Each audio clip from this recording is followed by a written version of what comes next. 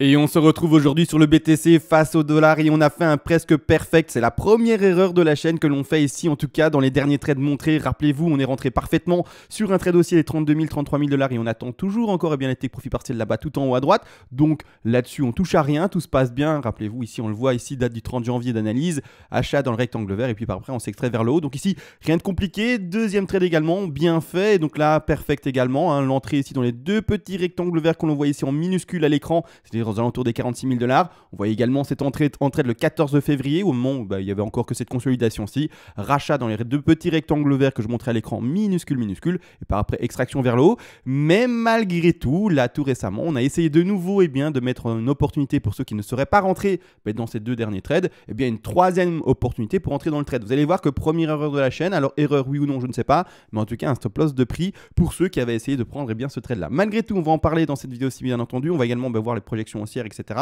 Bref, là-dessus, on reste sur quelque chose haussier, mais malheureusement, il y a un des trains, un des wagons qui a été mal pris. Et on va en parler durant cette vidéo. Sur ce, vous le savez, petite intro.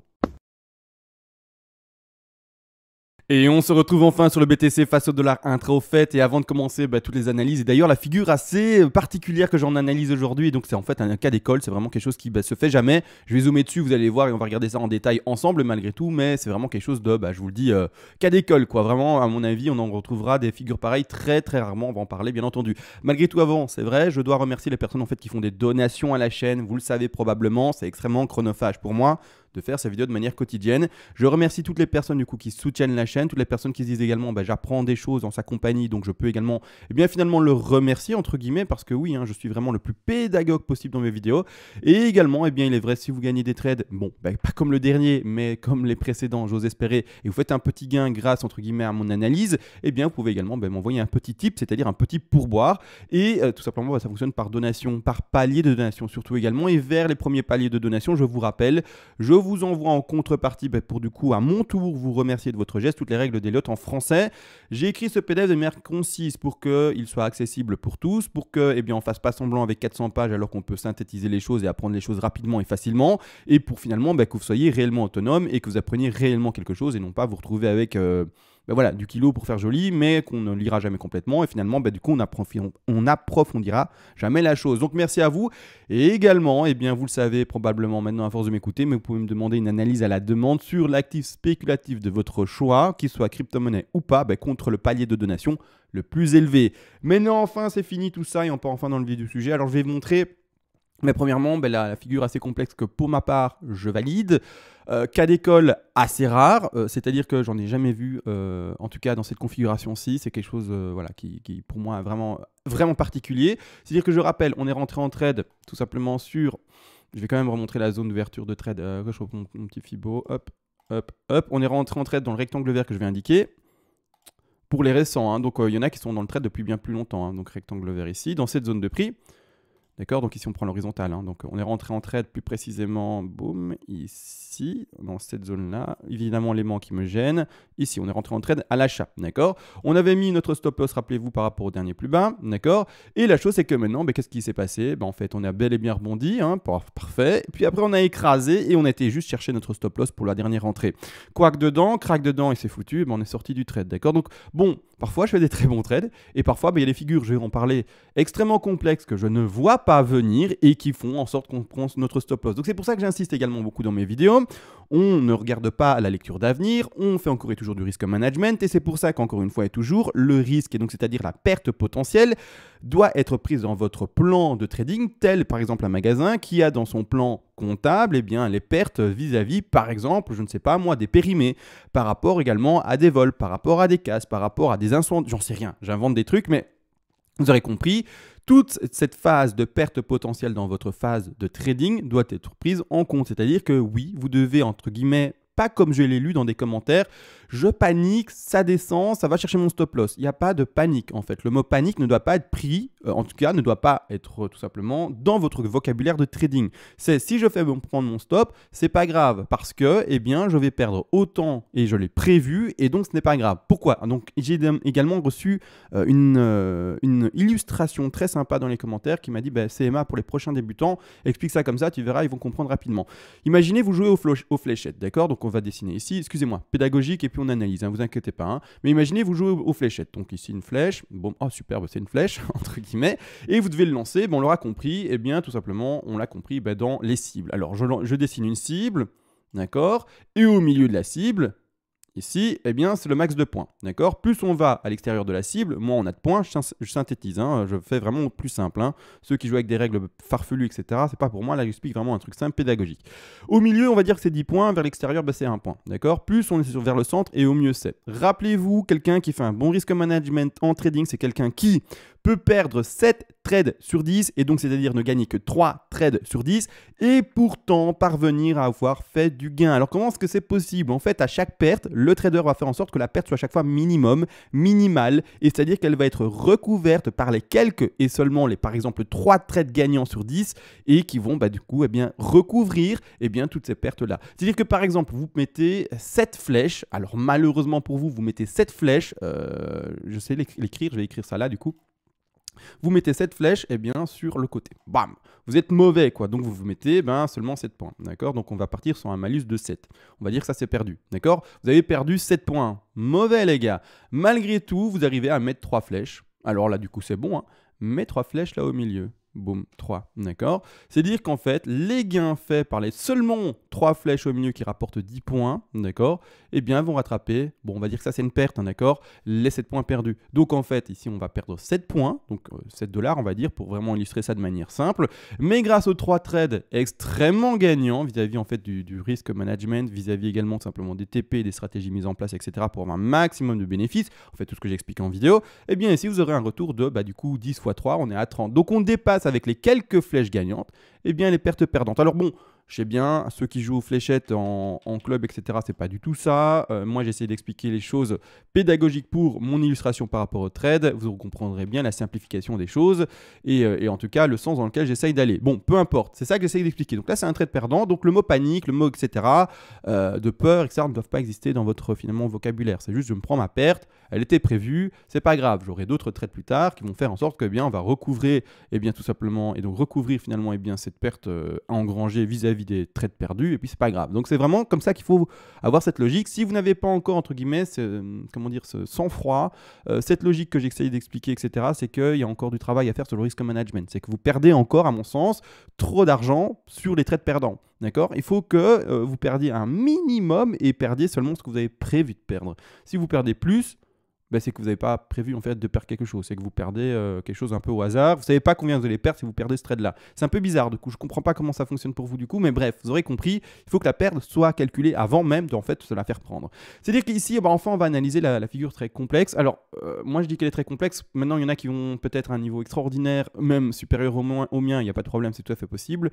Mais moi, je vois ça. Alors, un truc... Alors, vraiment, je l'indique à l'écran, mais c'est vraiment un cas d'école et je suis même pas sûr de moi. C'est-à-dire que vraiment, le truc est complexe. Est-ce que ce que je montre à l'écran existe en fait? C'est ça la question. C'est que là, moi, je pars dans quoi? Une ABC. Là, on la valide, hein, celle qui est en couleur peau ici, un peu jaune pâle. La ABC qu'on a travaillé avec la ending diagonale, valider le rebond. Pour ma part, en fait, du coup, vous l'aurez compris, pour ceux qui s'y connaissent un peu en Elliott Wave, j'indique une quoi? Une flat qui commencerait par une flat. Quelque chose d'assez complexe, c'est-à-dire que clairement... Bon, quand on part à la racine ici, hein, on va rechercher clairement pour ceci les 161,8% de Fibonacci extension sur B, même si la profondeur va plus haut. Et par après, les objectifs baissiers, on parle bien de la rose ici, hein, vraiment. Hein, et les objectifs baissiers de ceci, ce sont allés chercher. On rappelle tous les objectifs d'une flat tout de même, c'est les 61,8, les 100, 123 et 161,8. Et ici, on va chercher quoi? On va chercher 161,8, un peu plus pour écraser l'histoire. Donc, complexe. Malgré tout, je vous le dis, le plan ici nous montre bel et bien que de la phase de correction A, B, C, rebond pour la B, et puis après également ici la dernière C. Alors ce qui me gêne également, c'est assez complexe, hein, je vous le dis, j'aurais dit le mot complexe 10 000 fois je pense, mais c'est de réussir et parvenir à décompter 5 vagues baissières là-dedans. Vraiment... très difficile, donc c'est pour ça parfois il faut temporiser, parfois il faut également oser dire c'est difficile, je trouve pas la solution les gars, et c'est comme ça. Donc c'est peut-être ici le développement comme suit. comme suit, mais vraiment, ça ressemble à quelque chose, vous trouvez? Moi, je trouve pas, hein, grossièrement. Donc, j'ai vraiment, vraiment du mal à valider quelque chose ici. Maintenant, c'est pour ça que je dis que c'est un cas d'école, c'est-à-dire que c'est quelque chose de peut-être exceptionnel, et en tout cas, pour ma part, je ne trouve pas, si je peux m'exprimer de cette manière, la solution. C'est-à-dire que là, actuellement, c'est en train de pumper, on est en train de nouveau casser le dernier ATH, donc ok, tant mieux. Si enfin, maintenant, ça devait valider une hausse, parce qu'on ne sait pas, peut-être qu'en fait, la phase de consolidation sera plus longue, mais si enfin ça devait valider une hausse, alors je remets les choses ici, les choses farfelues un peu de côté. Désolé pour les néophytes, hein, mais parfois il y a des phases en fait de recherche et des phases d'incertitude en fait dans le décompte. Hein. Ça existe, hein, il n'y a pas tout le temps un CMA qui dira voilà les gars, c'est ça et je sais tout. Non, parfois le CMA lui-même il sait pas et c'est tout à fait normal parce que je suis humain, d'accord. Donc c'est-à-dire qu'ici clairement, bon, si on est enfin haussier, l'objectif de 3, on va regarder s'il est modifié ou pas, mais légèrement il me semble, vu qu'on n'avait pas fait tout simplement les projections de prix vis-à-vis de ce qu'on a actuellement, mais ça va changer que de très peu. C'est-à-dire qu'ici, quand on regarde l'objectif de 3, encore une fois, je rappelle, c'est 161,8. Qu'est-ce qu'on avait fait et qu'est-ce qu'on avait placé par rapport au travail précédent? C'est-à-dire que je replace mon sommet de 1, je vais à mon bas de 2 extrême, c'est-à-dire que oui, la 3 on peut la projeter légèrement plus haut, comme dit, bon voilà, hein, le travail modifie légèrement les TP, de pas grand-chose, on reste sur une 2 qui est faible à partir de ce moment-ci, et c'est-à-dire que oui, on va rechercher également Ben 4 qui me semble va rechercher un peu plus profondément 50% de Fibonacci, et puis par après la dernière 5, et qui vont modifier les 3 derniers TP. Les 3 derniers TP ici, hein, donc c'est-à-dire que ceux qui sont rentrés en trade avant et qui veulent clôturer assez rapidement, vous pouvez. Donc ceux qui sont rentrés en trade par exemple ici, dans cette zone-ci, et donc par rapport à ce qu'on montre, vous le savez très bien, dans la vidéo du 14 février, donc achat dans cette zone-ci et rebond, et bien à ce moment-ci, vous pouvez entre guillemets clôturer petit à petit vis-à-vis de ces petits take profits partiels, d'accord, ou également attendre encore et attendre tout simplement un développement plus grand pour voir tous les TP qui sont ici en haut à droite. À vous de voir hein, lesquels vous correspondront et lesquels vous voulez prendre selon votre style de trade. Mais c'est-à-dire que là, c'est à vous de faire une décision en fait, hein, de prendre une décision. C'est-à-dire qu'ici, tout de même, on va regarder les petits objectifs pour celle-ci et les replacer pour ceux qui seraient dans le trade tout de même et voir comment ça se passe pour le moment. Donc ici, on rappelle, on replacera du coup ce TP-là à 100% de Fibonacci, ce TP-ci à 161,8, je l'ai pris dans 2 secondes, et ici le troisième TP à 261,8. C'est-à-dire qu'ici, un prix aux alentours des 100, c'est-à-dire les 57 700 $. Ici également, on parle de quoi? Les objectifs de jaune. Hein. Donc il y a des grandes vagues, etc., qui nous monteront et qui nous amèneront à des objectifs beaucoup plus élevés. Objectif ici qui s'installe à 60 000 $, et troisième objectif ici qui s'indique ici à 64 000. Donc c'est tous les take profits partiels à prendre en place, hein, bien entendu. Donc là maintenant, on attend, on regarde l'évolution de ceci, etc. On voit également tout simplement comment ça évolue et on veut monter avec le cours. Maintenant, par rapport aux décomptes plus grands, il y a des personnes qui me disent CMA, est-ce que tu peux à un moment revenir sur les décomptes plus grands? Là, je suis qu'en horaire, hein, donc c'est même pas un décompte assez grand. Je vais le faire, pas aujourd'hui, parce que la vidéo est déjà très technique à l'avance. Peu de monde, à mon avis, du coup, aura réussi à me soutenir et à la moitié de vidéo, à mon avis, il y a déjà un certain nombre de gens qui sont partis, alors que ce que je vais annoncer sur les grandes vidéos, les grandes vagues, pardon, ça peut être important pour tous. Donc je vais pas le faire maintenant, je vais peut-être le faire en fin de journée, je vais peut-être le faire demain matin. Bref, je prendrai le temps, bien entendu, de revenir dessus. Sachez une chose, et là, waouh, c'est impressionnant parce qu'on voit rien du coup. Il faudrait que je également nettoie un peu mon graphique. Sachez une chose, c'est que le plan global n'a pas changé. Rien n'a changé. Donc si vous vous posez vraiment une question sur les grandes figures, les grandes vagues, retournez sur la dernière vidéo, j'en parlais, parce que rien n'a changé. Alors ce que je vais faire du coup, c'est répéter, remontrer les grandes vagues pour tout le monde, mais entre guillemets, ce serait pas nécessaire selon moi, d'accord. Et encore là, on voit pas toutes les vagues, les grandes vagues et toutes les grandes vagues sont ici. Et entre guillemets, pour moi, ce n'est pas réellement nécessaire, d'accord. Donc là, sur les grandes vagues, on reverra ça, on en parlera. Oups, la 3 va plus haut, pardon. Mais on en parlera. Mais voilà, pour moi, c'est pas nécessaire, mais je vais le faire. Je vais le faire parce qu'apparemment, la vidéo peut se perdre, on peut également oublier, et puis également, on veut peut-être également pas se rassurer, mais se dire, est-ce que ça a changé, oui ou non? Si ça n'a pas changé, redis-le clairement, qu'on soit sûr qu'on soit toujours dans la même direction. On est toujours dans la même, mais je vais quand même refaire le décompte. Ici, comme on le voit en macro, et donc je vais en parler parce que oui, les objectifs sont très haussiers pour notre petit BTC, bien entendu. Bon, sur ce, on va pas revenir là-dessus. On se voit le plus vite possible, hein. Peut-être ce soir, peut-être demain matin, je ne sais pas, on va regarder. Bref, et je vous souhaite à tous une bonne journée, bon trade, et désolé pour cette dernière faute par rapport au dernier trade. Bon, mais c'est pas grave, il y aura d'autres opportunités, ne vous inquiétez pas. Et sur ce, ciao!